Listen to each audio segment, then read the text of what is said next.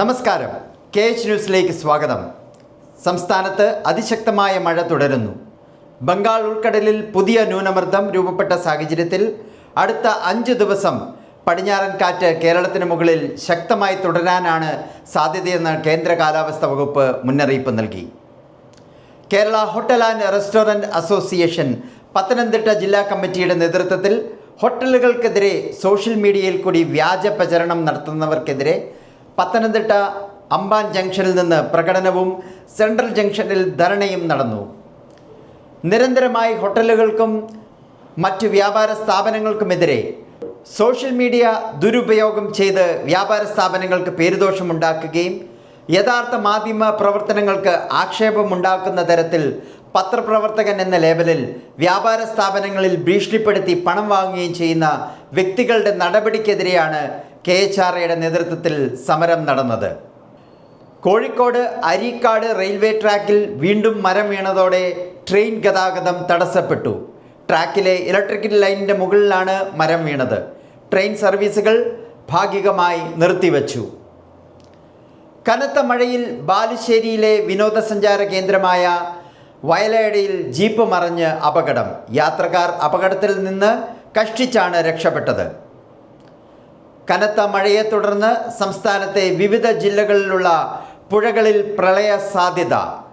കോട്ടയം ജില്ലയിലെ മീനച്ചിൽ, കോഴിക്കോട് ജില്ലയിലെ കോരപ്പുഴ, പത്തനംതിട്ട ജില്ലയിലെ അച്ചൻകോവിൽ, മണിമല എന്നീ നദികളിൽ ഓറഞ്ച് അലർട്ട് പ്രഖ്യാപിച്ചു.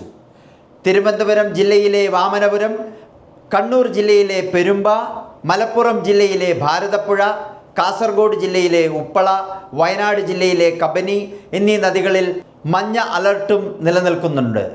പുഴയോട് ചേർന്ന് താമസിക്കുന്ന പ്രദേശവാസികൾ ജാഗ്രത പാലിക്കണമെന്ന് സംസ്ഥാന ദുരന്ത നിവാരണ വകുപ്പ് മുന്നറിയിപ്പ് നൽകി. കഴിച്ച ഭക്ഷണത്തിൻ്റെ പണം മുഴുവനും നൽകണമെന്ന് പറഞ്ഞതിന് ഹോട്ടലിൻ്റെ ചില്ല് തകർത്ത വയോധികൻ. കോഴിക്കോട് താമരശ്ശേരി അമ്പായത്തോടാണ് സംഭവം. കോട്ടയം അതിരമ്പുഴയിൽ പഞ്ചായത്ത് മെമ്പറായ യുവതിയെയും 2 പെൺമക്കളെയും കാണാനില്ലെന്ന് പരാതി. അതിരമ്പുഴ പഞ്ചായത്ത് അംഗം IC സാജൻ, മക്കളായ അമലയ, അമയ എന്നിവരാണ് കാണാതായിരിക്കുന്നത്.